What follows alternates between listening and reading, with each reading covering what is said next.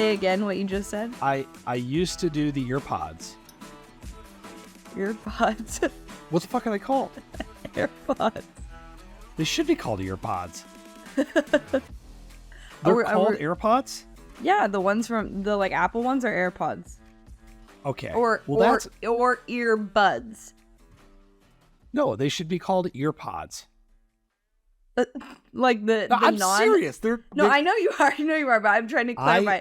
The non-Apple brand wireless pods that go in your ear, or just the actual AirPods. No, Apple earpods. Yes, they're AirPods, but they should be earpods. Look, I have a marketing background. Okay, when I'm not moonlighting as a college football person, I am whatever. We're starting. When I'm not cracking beers and picking winners, I kind of know what I'm doing. They should be earpods. Cracking beers and picking winners. What's funny about this now is I just bought a new pair and I went to Target and I'm like, where are your earpods? And the guy's like, what? Like, it just looked at me like, now you're realizing earpods. Oh, like, I thought that was the name. Yeah. We're going full cords today. We're going full cords today. But also, both of us rocking some fine municipal gear. By the way, this is legitimately my favorite thing that I've gotten from municipal. I need to look up what the name of it is. It's the women's, like, I think it's like a super blend shirt. This is where we struggle with our No, I think it's called the super blend. We never know what to call it. I think.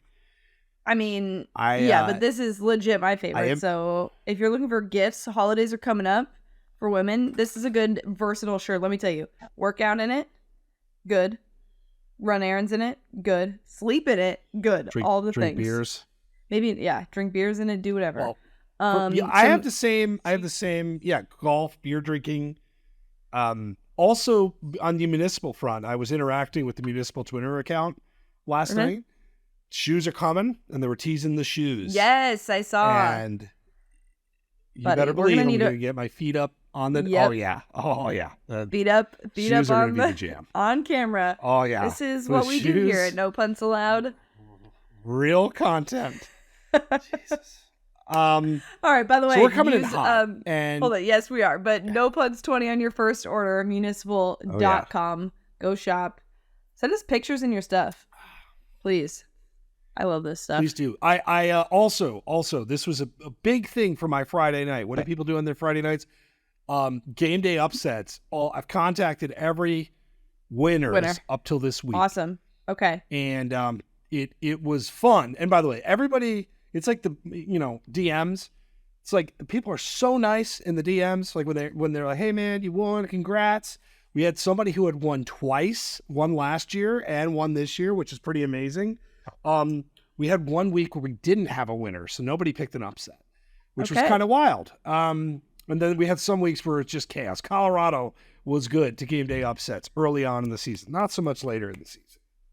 But it was. I did finally do that. Yes. Yes. So you know what, we may fall behind on things, but we eventually get it done. That should be the new motto of the podcast. We may fall behind, but we will get it done. It's after I bother Adam 8,000 times. Normally, that's how some things get done. And, yes. And I watched Mission Impossible, and I went through game day upsets. New Mission Impossible, by the way, absolute banger. Absolute. Oh, that's Tom like so Cruise. on brand. It's not even funny. One thing I do want to say. Fucking got it, man. Today we are recording on Wednesday, October 18th. And that is one Olivia Kramer's birthday. 9th birthday? Yes. 9th birthday. So happy birthday to Olivia. I know you said your kids wanted to listen to this podcast. So I think we were safe through the beginning of this. Maybe the feet conversation will go over her head. And you can play this for them or just play this clip. I just realized of us just saying happy birthday to Olivia. And we hope she makes her No Punts Allowed debut before her 10th birthday. Also, how do you feel about having a 9-year-old? I don't want to talk about that. I feel old, if you want to know. And she did, by the way, my kids are still picking locks. I need to regurgitate that on the doc. But so somebody always picks Iowa because this is an Iowa household. Right. And my kids do love still singing Heaven There Is No Beer. So somebody picks Iowa. Last week she picked TCU versus BYU and won big. The kids were on fire last week. So yes, Olivia's 9. I asked her, what do you want to eat? What do you want to eat? And you know what my kids love? It's Papa John's pizza. Papa John's pizza. All right. Papa John's pizza. I mean, this is not a free ad read, so if they want to sponsor the pod and send Olivia I'm just regurgitating, cool. And I will do a shout out. The garlic sauce at Papa John's is yes. That's some real, right. That stuff is like delightful. So, yes, at the University of Arizona, this is a fun fact. You can put Papa John pizza on your cat card, which had your meal plan money on there. So yeah, needless to say, that was came in super clutch. And you're right about the garlic sauce, top notch. Oh yeah, no, that there's going to be some excessive garlic sauce ordered, but no, I will pass along the birthday wishes. I don't know what we're doing. We're going to open 30,000 presents. And then on Friday, I know we're doing the random shit up earlier, which is fine. It's a good change of pace. Yes. She's having a birthday party. It's at a place called Painted Penguin where everybody paints some sort of thing. I don't know, man. I'm just there so I won't get fined kind of a situation. Yeah. And it's going to be 15 girls. And I'm on make sure no one gets lost duty. My wife's obviously going to be running the show, of course, and I'm there in a support role. That's what I'm there to do. Know your role. Support I shall, but I'm looking forward to it. That's super exciting. I also will be celebrating my birthday this weekend. It's on Saturday. Yeah, happy birthday to you. Hey, thanks. But I love that her birthday is right around. Yeah, thank you. I love that our birthdays are the same week. Little Libras. Hell a lot of sass in your life. Oh, yeah. Wow. You didn't have to say it like that.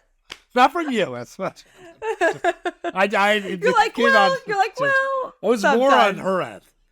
Sometimes there's a lot not that much sass. Just a little. Yeah. It takes a bit for you to get the sass on my end. It takes a little bit, and then I'm like, Adam. But it happens. Yeah. No, that's sass, but that's fine. The daughter. Her sass is your sass kind of builds, which is the normal operating order of sass. Hers, it's like a volcano. We will have a good time and a good week. And now we transition naturally from sass to, I'm a little sassy about Brock Bowers' ankle. Makes me sad. Me too. We will see him again, I think. But this tightrope surgery never goes as well as they say it's going to go. Yeah. Ever. Yeah. It makes me nervous that Tua had this, right? Yeah. That's what I was just going to say. It makes me nervous that we always compare injuries and say this is the surgery which is great information. Thank you for reporting it. But because everyone was it was to get Tua back on the field. Is Brock going to be back on the field? Kirby was a little feisty with reporters who were asking for a timeline, and he was saying, his biggest concern is Brock just being healthy in general. I also think that, I'm curious if that's the norm to have that surgery for his injury, then fine. But curious if it was a thought process of trying to get him on the field faster, or back at least for college football playoff time. Because it sounds like regular season no-go from the estimated timelines out there. But does this make you a little concerned for the rest of the season for Georgia? I did look at their schedule in the rest of the regular season. Not totally concerning because, again, Georgia plays nobody. Still, we're going to run with that theme. We are, because it's true. But does the Brock, I know a little bit of the odds changed this weekend. There were some sports books that had changed the odds, and Michigan ended up being the favorite. But curious if you think that this is something where, if they don't get him back at all, is this a problem for Georgia college football playoff wise? I think it's a major problem. Like, now, again, you stated it perfectly because, all right, that remaining schedule is you play Florida, you play Missouri, you play Ole Miss, you play at Tennessee, you play at Georgia Tech. I mean, there's some teeth on here. Now, you play only Tennessee is the true road game. So Florida's neutral. You get home Missouri, home Ole Miss. I think that helps. That does help. And then you play at Georgia Tech. So So I but their offense has been so queued up around him that I don't, and here's the other thing. So when Tua had this, and I think it's also much different for a tight end than it is a quarterback. But Tua, it was like painful. They brought him back. You remember this? Like he was getting he couldn't walk. It was not good. It was not good. Mm-hmm. So I don't think we're ever, unfortunately, because you're talking even 3 months later, the national championship's in what, 3 months? We will never see a perfect version of Brock Bowers, I don't think, ever again, in my opinion. Well, and that's the other concern is if you are Brock Bowers, are you, and we'll say family and stuff included, you have to think about your future at this point. I know, they've won too. He's won too. Great. You know what I mean? You just kind of go, I don't know that you need to keep going or fight to get back here. I think also what happens the rest of Georgia's season and what those games look like definitely will play a factor into it. But it is interesting to me that he, is a huge draft conversation, and that there is also that, because a lot of times too, guys who've had these injuries haven't been on shoe-in playoff contenders kind of, and we haven't really had to see a major guy really sit that one out. We've definitely seen people try and tough it out, and like you said, it's been ugly. It sucks for college football. You mentioned the odds, by the way, just to reiterate that. And it's crazy that we're having this kind of conversation about a tight end, which it speaks to, right. Every time I say tight end on this podcast, by the way, I can't do it anymore. I did. It didn't faze me. Before I even said it, I was giggling in my brain. I'm very challenged. Michigan plus 270, Georgia plus 290. Washington, by the way, plus 800. Florida State plus 800. Ohio State plus 800. Penn State plus 1200. Weird fucking odds. Those are just bizarre. I don't know what that tells me, other than it's just odd how clumped we are, to getting this. So I'm bummed. I'm bummed out. He's just an electric player. We talked about him to win the Heisman. Obviously, that's dead. But what an impact on a if this is the best of him, and let's not eulogize his football career just yet. He'll be fine. But you do bring up a good point, right? At what point, if you're him, where you're probably a top 10 pick as a tight end, do you look at this earnestly and say, yeah, now they're probably going to be in the playoff, or they might be in the playoff. If they're not in the playoff, that, this could be it, right? That's a very odd realization to kind of come to terms with. Yeah. No, completely. It sucks. Moving on to the Pac-12. So Jesus. lots of things to discuss here. But most importantly, the Washington-Oregon game. First of all, talking about Mission Impossible being a banger, Oregon-Washington was an absolute banger, and I am so grateful that even though I was attending a wedding, I still got to see the majority of that game. So I got a question about this, because I saw something on Instagram where you had your phone up on the table, right? Yes. How much are you unashamed phone watcher at the wedding? Where describe for me this atmosphere of scene, you watching football. Yeah. Okay, so the ceremony was at 4, and I was keeping tabs on it up until the ceremony started at 4:15ish. We got there at 3:30, so we were watching it on our phones. I saw Oregon hold them and then get the ball back, and then I didn't see anything. And then at the end of the ceremony, we turned it back on when it ended, and we were all moving to cocktail hour, and that's when they kicked the field goal and missed. And so that was how I experienced that. Then the USC Notre Dame game started, but it was cocktail hour. So the bride and groom hadn't come out. It was cocktail hour. Everybody's hanging. And also, you mentioned this before when you went to a wedding. Everybody knows that I work in college football. And so everyone's like, Paige will probably have the game on her phone. So it was kind of just like I had it on my phone, was checking it every now and then. And then we sat down and we were able to sit. The bride and groom had not come out. They hadn't done their like announcements yet or their intros. And so I set it up for us to wait until that happened. Obviously, when that happened, I just turned the volume all the way down and just made sure we were paying attention to what was going on, but it was still up. And then we were waiting to get food. So it was perfect for us to be able to like watch. But no, I have no shame because also I think too, like everyone knows that that's like my job. So I just kind of wanted to watch that game. It wasn't like I was like switching up games and watching a bunch of them, but I tried to be mindful of the fact that like when it was like wedding focus time that I wasn't, paying attention to my phone. But yeah, I have no shame because I just think too, my cousin, his whole other side of his family is from Wisconsin. So they're football people. Like it's not like I was, that's it was good. anything new. So the vibes were okay. I think it depends on the wedding. Like the wedding that I'm going to next weekend. I totally agree. I'm probably not going to watch college football at that wedding. That's just because it's just the nature of it. You just have to pick and choose. At my wedding, there's probably going to be like a wall. If I get married in the fall, there's going to be, a wall of TVs for everyone to just watch while there. If it has to be a fall wedding. By the way, if you want to get married in the fall, I encourage you to do so. I have your approval. I'm not doing this again. Yeah. I'm not doing this again. But I'm just saying. Okay, couple of takeaways from this game. I loved its imperfect nature. I say this a lot about college football, that I love imperfect games. I love lunatic coaching decisions and missed field goals and weird plays. And I've not loved Dan Lanning. I kind of love Dan Lanning now, even though he lost. Now, this bit doesn't always work. If you coach the Los Angeles Chargers, for instance, you don't wear that well.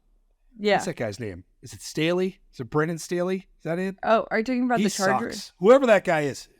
Okay, yeah, the Chargers coach, he sucks. Staley, yeah. Yeah. No good. Yeah, he's no good. But Lanning... Yeah, no good. I like it. I'm in. No, but Lanning, like, I know it didn't work. Or it kind of didn't work. They missed a field goal, whatever. But Dan Lanning reminds me of like like a bad night in Vegas. And I'm just fucking pounding the ATM. And you know what? Like, trust the process. Yeah. You're going to hit the card. The cards will come. Okay. Now, sometimes they don't. And sometimes you're like, shit, this one's on me, guys. But I do think there's something to be said about having that kind of confidence in your team and in what you're doing. And it, again, you and I know, I've ripped on him a few times, like this year, like where he's like talking shit and no. I'm kind of back in the Dan Lanning is going to be coaching Texas A&M or Alabama. I'm going that far. Yeah. Well, and I was just going to ask you, you did say the Alabama thing to me, but I couldn't remember if it was on the podcast or just like a separate conversation that we had. Yeah. But I do think even Alabama fans are kind of like, this guy would be cool. And that's not a normal thing coming off of a loss, by the way, in college football. Because the bar is so high of those places, especially. But I do think, to your point, like it was just like, again, they missed a field goal. We had this conversation. We talked about Ryan Day and last year when everyone was freaking out. I'm like, they missed a field goal. Like, different story maybe this year a little bit, but last year. Yeah, it happens. It's college football, college kickers, beautiful mess. But the last thing on Oregon. Yes. But real quick, sorry, I'm doing the thing where I just bulldoze in everywhere. But Oregon, this is the second game this year, by the way, we've had where the loser, Texas, Oklahoma is the other one, where you're like, you know what? That's a good loss. They're still pretty good. Like that's kind of like the same vibes I have about Oregon. Mm-hmm. And if I had to guess, like if in between those, I guess 4 teams, but 2 meaning Oklahoma or Texas and Oregon, if they go head to head again, I think Oregon could get the better of Washington. I don't know that Texas would actually beat Oklahoma. I mean, I think they can, but I don't know that they do. It's hard to beat a team twice in one season, but if I was betting, I would bet Oregon to beat Washington over Texas to beat Oklahoma. On a neutral field, And I have Michael Penix. Like, this is my Heisman pick, and I love we love Washington. On a neutral field, I probably take Oregon over those 4 teams. Honestly, like you're like let's run this thing back, and that may sound like a really stupid thing to say. Yeah, but I'm gonna do it. What I'm trying to think of what needs to happen. One, we need Florida State to lose to somebody they shouldn't lose to. Could happen. I'm trying to think of how you get 2 Pac-12 teams in. Oh, I mean, oh God, I love this game though. We're so close to be able to play this game in earnest. Like I know we are. That's why I'm like, okay, we would need the ACC to just go chaos on each other. The Oklahoma would get in, and I'm confident saying that they would just do one. The Big Ten is where it gets tricky. Because you need, well, that is like if you have one loss, non-champion Pac-12 team, it gets tough. Like I was actually looking at the odds. The Big Ten, yes. The Big Ten, you could though, because are they doing divisions this year, or is this the first year they're not doing divisions? I can't remember. This is the last year of divisions. That's right. So that could end up being. That's why my Iowa fucking Hawkeyes, baby. Let's go. I'll talk about that. That could end up being why a Big Ten team would get in over a Pac-12 team. But if the team made the championship, because the Pac-12 doesn't have that, so it'd be the 2 best teams in the Pac-12. And so say they lost in the Pac-12 championship game, that would be where you would definitely put the Pac-12 teams over the Big Ten team, because the one Big Ten team didn't even play in their Big Ten championship game. Well, and it's fascinating, the Big Ten, right? Because you've got 3 teams. You got 3 teams in the same division, 2 of which play this week.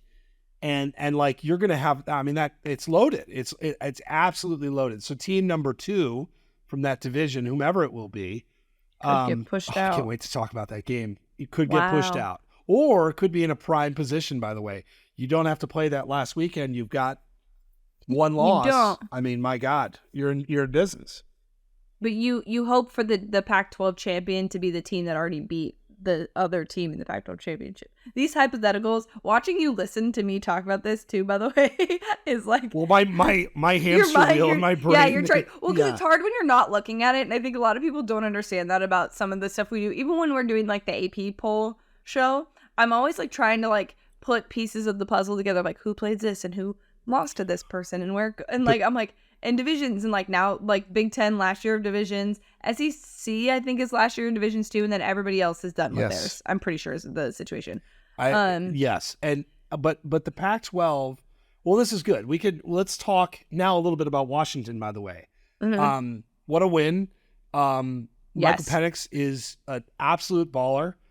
Was getting his ass kicked in that game, and clearly playing through a lot of pain. Yeah. And my God, the offense, I mean, they're good. They're good. They could do so many things well. And now, I mean, this isn't the biggest takeaway. The scene was the biggest takeaway, but we have a Heisman favorite who's not plus money, and that's Michael Penix Jr. at minus 130. Paige, I have him in 18-1. Dylan Gabriel at 10-1, JJ McCarthy at 10-1, and Jordan Travis at 12-1. Jaden Daniels, who I think, frankly, if I were to give a Heisman now, probably should win because he's been insane. Yeah. He's at 14-1. Dude is an awesome. So, I don't know. How do you feel? We feel good about Washington, of course. We feel really good. Yes. But there's still so much meat on the bone for all these Pac-12 teams. Yes, there's kind of so much schedule. That's kind of I don't know. A lot of work to do. I mean, they play at USC. Luckily, they get Utah at home, but they play at Oregon State too. So brutal. It's tough. It is. It's hard. That's probably a. What is there a point spread on that game? Hold on. Keep which going. One? I'm gonna look. On which one? Oregon State. No, but I do think that this Oregon team is capable of getting there. But again, this is the Pac-12 we're talking about, so the hypotheticals that we just threw out there about 2 teams maybe being able to get in may not be a thing. But no, I was happy to see that Washington was the team we knew they could be. I mean, we did a top 10 on this show and I ranked them number 1, and people were like, it's laughable that you ranked them number 1 and left Texas off. Well, joke's on you. But yeah, I'm super excited with that result. I love when it goes according to plan. You know what I mean? Yes. But yeah, I think Washington legitimately has a chance to be a national championship contender. I also believe that Oregon has a chance to be. That would be the bane of my existence if Oregon won, because everyone knows I'm the biggest Oregon hater of all time. Big Dan Lanning fan though. We know that. We're Team Lanning. We're Team Lanning here. But yeah, that Washington team, it just, I'm glad everyone watched, and I'm glad people are on the Pac-12 bandwagon and understanding that the conference is very good. And anything else on that before we go to a team that was supposed to be a Pac-12 champion and is certainly, in my opinion, probably not going to get there? The Pac-12, just unbelievable wreckage every single week. Yeah. And the team we were about to talk about, I'm excited to talk about I guess we're going to start branding it Picks and Pints again. I'm guilty of calling it locks because we write locks and everything else. Picks and Pints, and locks are back to being on fire, by the way, just saying. Picks and Pints, I have some very strong thoughts on this conference. But let's talk about USC. Caleb Williams. What a mess that was. I mean, I had Notre Dame, but like, yikes, buddy, that was bad.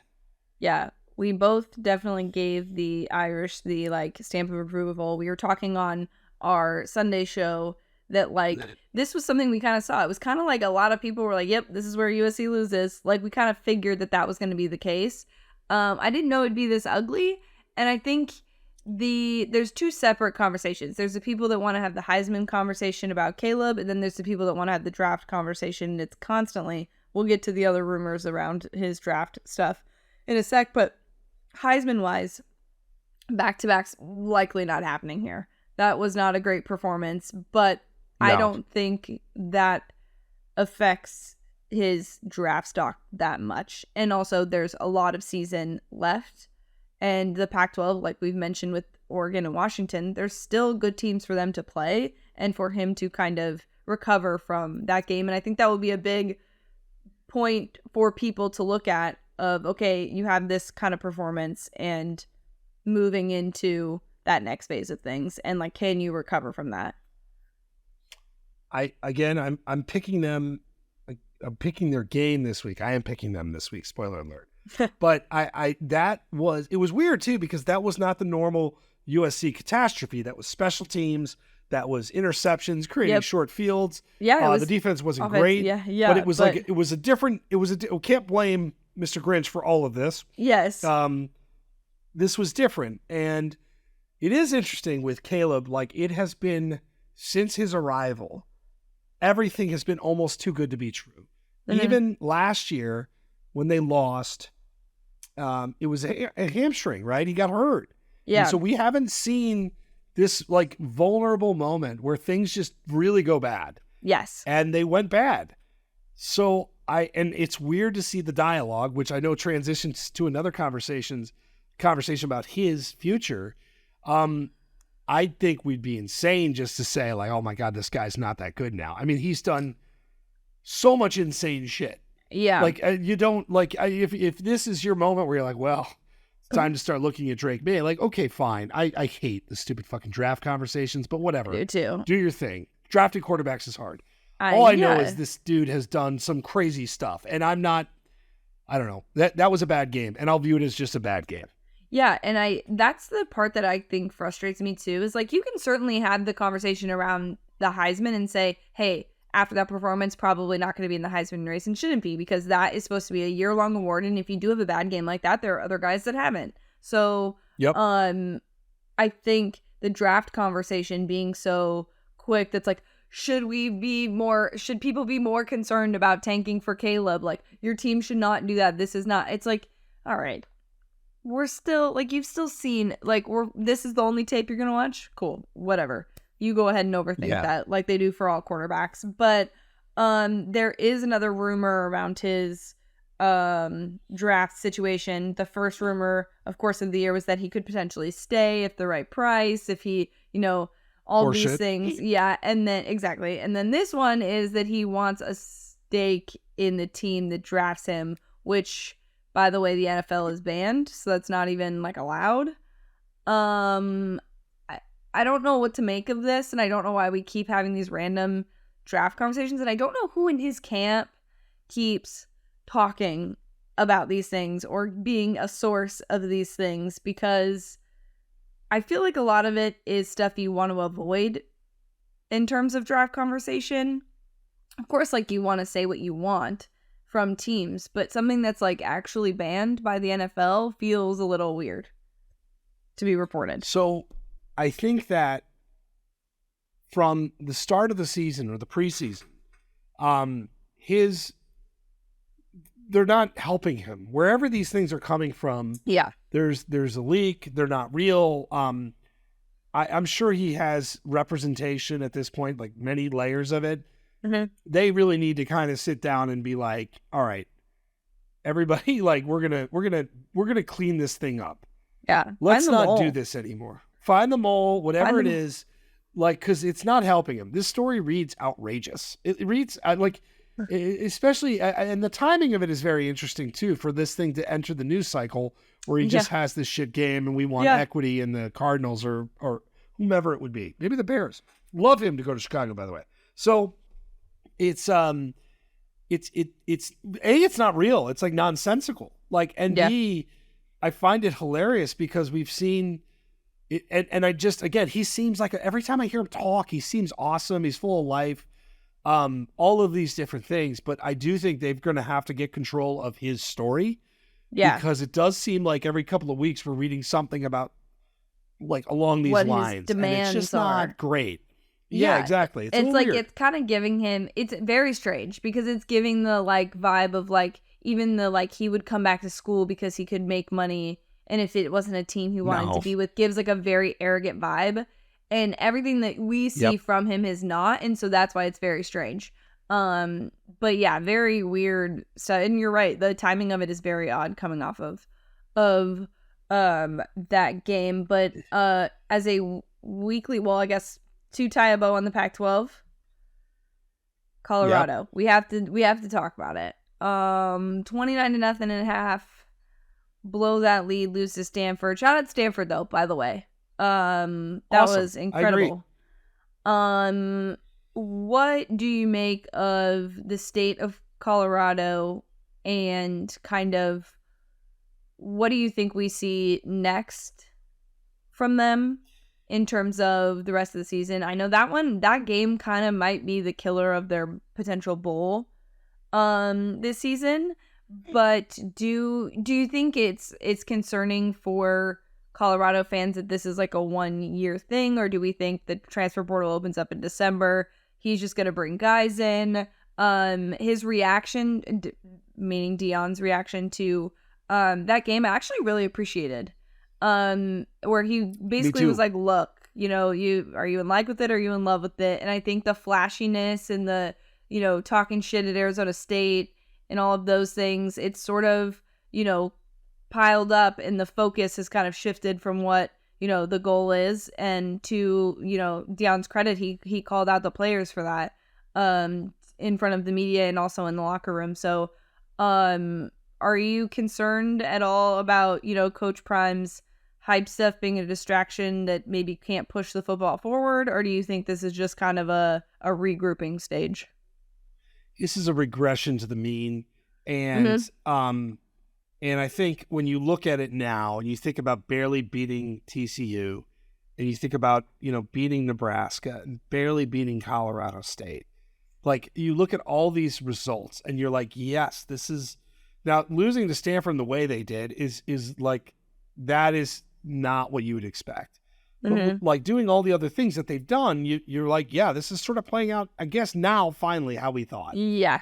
We've been harder on him. I think he's handled this stuff really well. He's taken some blame too. Like, and I think, but the problem is when you're this emotional every single week, I think you allow us to say, like, oh, how's he going to react now? And that's just not how it should have to go in especially for a team that won a game. But like, I still think this is a destination. Like, I don't think the long-term positive outlook has changed. I still think this is a place people are going to want to go. Look at the ratings for them. It's still, I know that I hate the whole being the ratings guy, but the ratings are insane, and people still want to watch. There's like, when you look at games being picked for broadcasts in weeks from now, Colorado is still like the choice, even though they're not that good, as it turns out. So, I think again, this is a long con here, so to speak, for Dion, but it is that loss though. Holy shit! Certainly humbling, and holy I think shit, that's a humbling loss.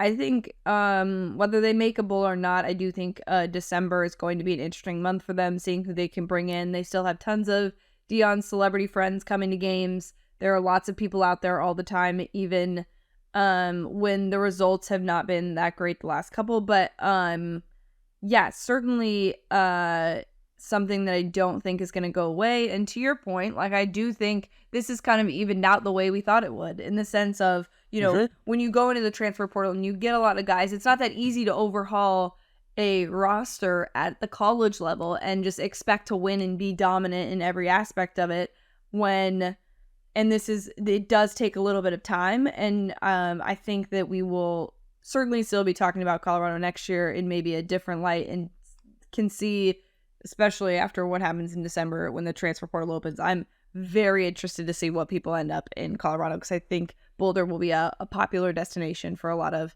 top names that maybe aren't happy at the places they're at currently. Speaking of popular destination, want to talk about Iowa again? Every week. You're like, I was like, hey, anything in the doc you're adding? And you're like, yeah. And I was like, Iowa? It's regular. Every week we're just going to give you. All right. Every week we're just going to. Like, I want to read some stats from last week's very exciting Iowa-Wisconsin game. It was very riveting. Okay, I want to just go down some stats. The floor is yours to talk about it. Thank you. Total first downs from this game: Wisconsin 18, Iowa 9. Third downs. This is just hilarious. This is not pro or con. Iowa 4 of 17, Wisconsin 2 of 17 on third down. 3 of 4 on fourth down. That's kind of strange. Passing yards: Wisconsin 228, Iowa 37.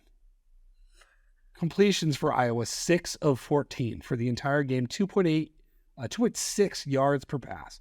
Rushing 200 yards for Iowa. That was actually very good. Penalties 5 for 55, 7 for 48. Just a mess. And possession time about the same. Iowa won this game 15-6, right? Yep. Now, I am in shambles with Iowa. My Iowa emotions this season. I pronounced them dead, I think 2 weeks ago. I was dead. Last week I was like, I'm back. Paige, I'm so fucking back. I'm so fucking, like, this team is, it is Slop City. This is the Ferentz. This is his Mona Lisa. This is Ferentz's Mona Lisa. They can't pass. They can't catch. They're down to their fourth string tight end, by the way. They have had some really bad injuries. I will give them a little credit. But their defense is great. Their punter is amazing. Their kicker is amazing. They have one of the best return folks in the game, in Cooper DeJean, who's actually an incredible player. They're like a 3.5-point favorite to Minnesota. Their remaining schedule, okay? So this is the part. This is the best part. This is the best part. So they play Minnesota this week, and they are going to lose one, if not more, of these games. So I want to get that out of the way right now. Mm-hmm. If Minnesota, they play Northwestern, which is actually a neutral site game. I think it's at Wrigley Field, maybe, which I should really go to. They play Rutgers. Okay. They play Illinois, also at home, and then they play at Nebraska. This team is 6-1. They are bowl eligible. They are going bowling. And that is what's left between them and a chance to play Penn State, Ohio State, and Michigan for a chance at the college football playoff. That's, if they win out, okay, they're not going to, disclaimer. They're in the playoff. I feel like you're giving the vibe. There's some hope in your voice. There is some hope, and I know you're joking, but like part of you is like, what if this does happen, you know? This is what college football does to you week to week. Just gross football and winning. I feel you. And they're going to lose 10-7 to Minnesota. It's going to be horrible. But right now, break your heart right I love the slop. We're just going to do the weekly I'm in the slop, check-in. I do, while we're talking about being homers, I do want to talk about Arizona beating Washington State by like a bajillion. By a bajillion. One of the most what the fuck scores. One of the most what the fuck scores of the year. Let me tell you, I looked at that score on my phone and was like, I think it was like right before speeches started. We just sat down and I was like, and I was like, Mom. My mom's at the other table. I'm like, Mom, like, look. And she's like, what? Of course she can't see. I had a few gin and tonics at that point. Well, that's fair. 44-6. Go Cats, baby. Like USC close, Washington close. Look, I'm not saying that Arizona is all the way back in terms of football, but like we might. No, they're good. We might be coming. So get excited. Also, somebody on our live stream called Jeff, and I was like, get my coach's name right, but I didn't call him out. I was close.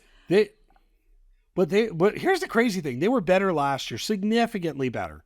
And now, though, they're like, I mean, God, they were so close, too. Like, Mississippi State, they should have won or could have won. Yeah. Right? I mean, they played Washington hard. Winning. USC, I mean, so this is not a shock. I mean, great teams cover, and Arizona has certainly been doing that this season. So you're which team are you going to get? You got Oregon State at home, you got UCLA at home, and you got Utah at home. You're going to get one of those. I think you're going to get Utah. Okay, so I think we're going to get, I would say probably I think Oregon State and UCLA is doable. I would love nothing more than to beat Utah. They have done, Kyle Whittingham has done some very questionable things against Arizona, and I would appreciate a win. That would be great. Let's win all of them. Heck, you know what I mean? You look, get bowl eligible. We are delusional. It's Delulu season on No Punts Allowed. Adam thinks that I was making the college football playoff. I think that Arizona is going to upset 3 of the Pac-12's best teams. This is just what we do here. This is what we do here.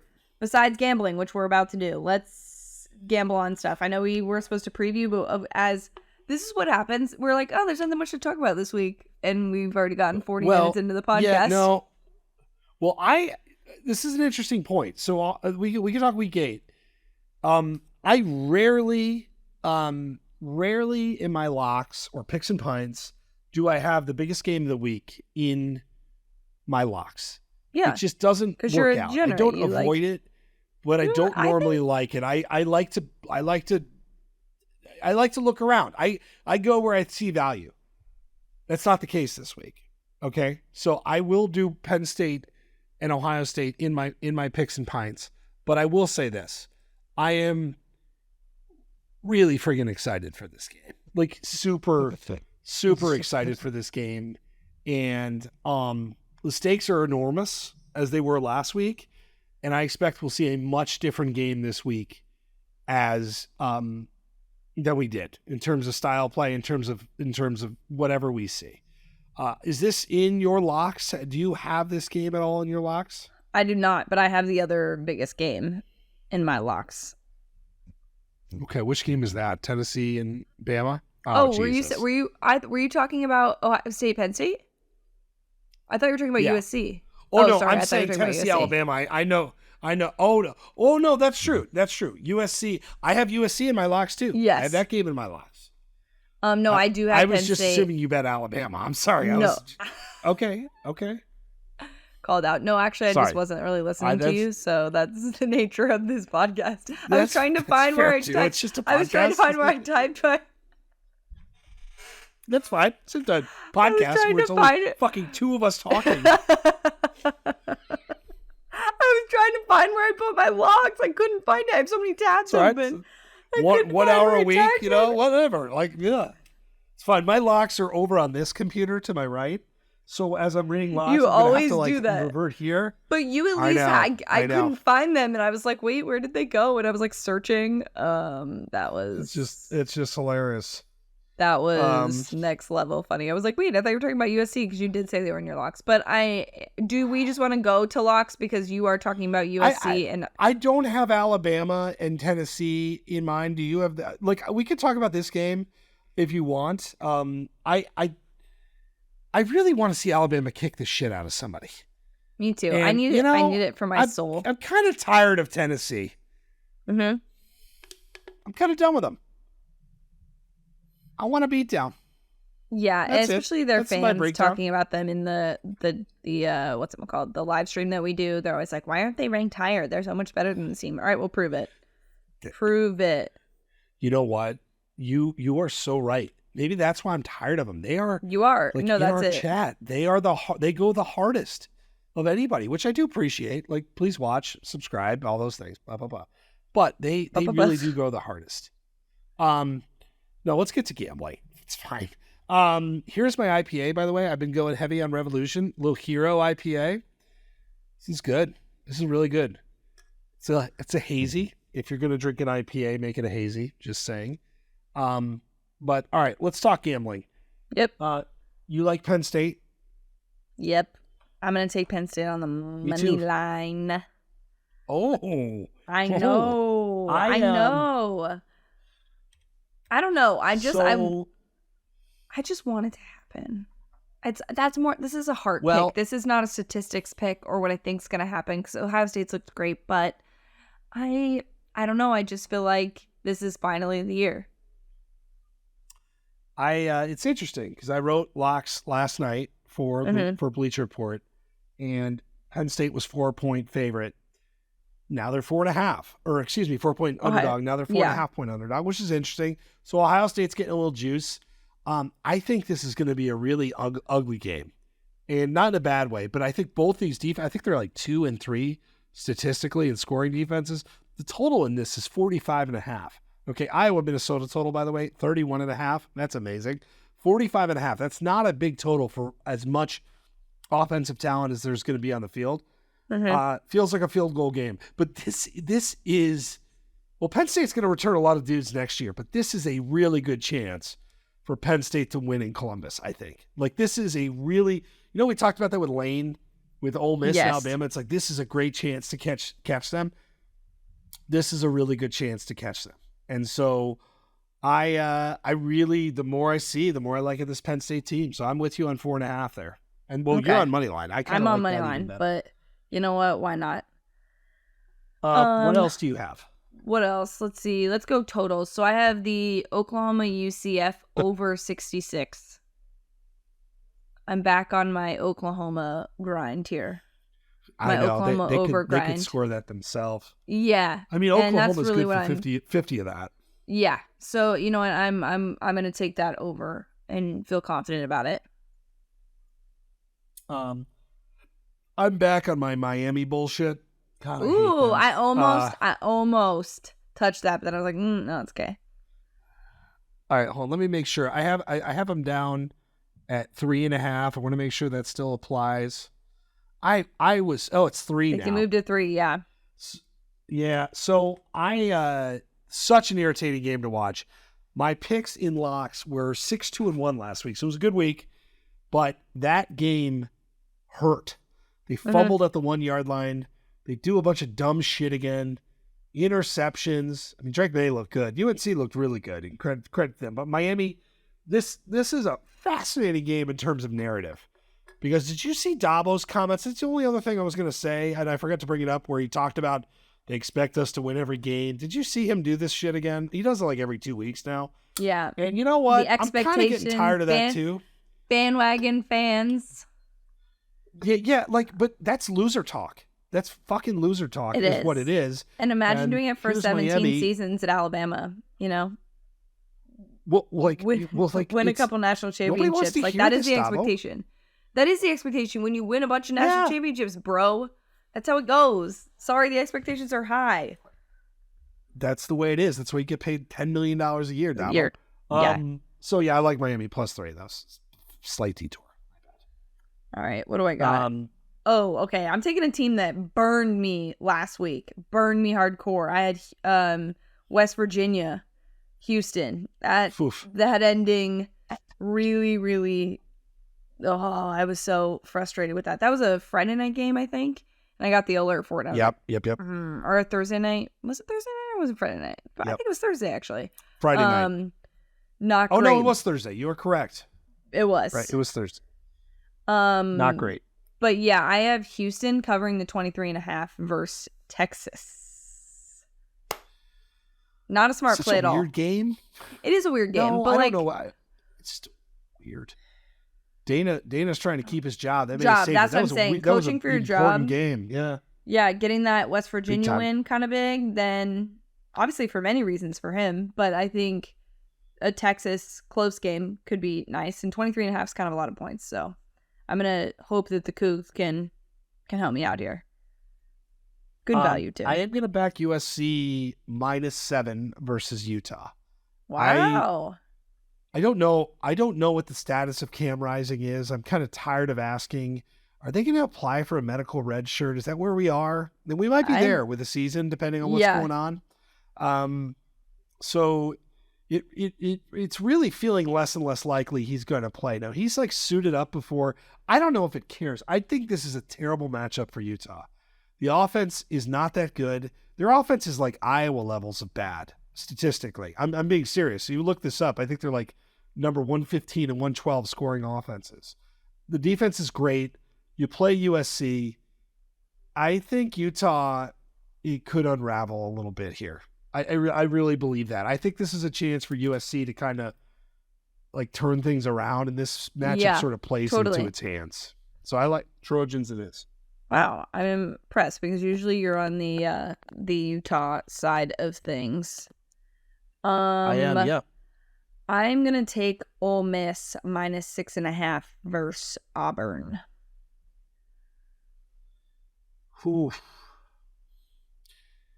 That's a tricky game for me. It's gonna be a weird one. Doesn't it feel like a little trap? Does that feel like a trap a little bit? Like, doesn't it a little like? No, I'm in. I'm kind of doing the same thing in my next game. Arkansas -6 versus Mississippi State. You know, Arkansas just needs to beat the shit out of somebody. I took them last week. That was tough. I feel so bad for them. I mean, they just need to beat the shit out of somebody, man. And I think Mississippi State is that somebody. Here for it. How many more do we got? What? One more. There's one more? I think one more pick. Yep. I think. I thought about betting Duke, but I don't know the status of Riley Leonard for that game, so I'm not going to, even though I do think if he plays, they cover the 13.5. So just putting that out there, not as a pick, but just as a suggestion.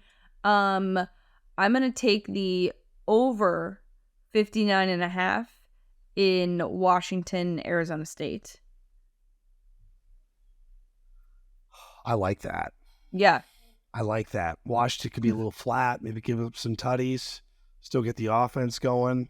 Or they just score all of that themselves. So either way, we're doing great. My last one, I got to make sure this line is right. It's funny, I do all this work like the night before, and then I don't look at anything. That's how people prepare for a podcast. Kansas State. So we prepare for a podcast. -6.5. Yeah. You're not listening to me. I'm not looking at lines. I'm just like, we're you know what? Adults. No, but Kansas State versus TCU. So I was all over TCU last week versus BYU. It's probably one of the easiest bets I've had all year, which is rare. Kansas State. Did you see the quarterback change here? Like you got like there's some momentum, and there's 6.5-point favorite against a TCU team that's been better. I think we left Kansas State. This is like I realize I'm getting back on all the teams. I'm doing dumpster diving this week. Like Arkansas, USC, Kansas State. You know what I mean? Like we're getting the band back together. We are too. I took Oklahoma. Miami. I took Oklahoma, Penn State. So we're back on our BS. That was kid appropriate, you know. So okay, so there it is. Yeah. That's very good. Way to go. We're halfway through the season. Not so much. All right. By the way. I know, it's terrifying. It gets sad.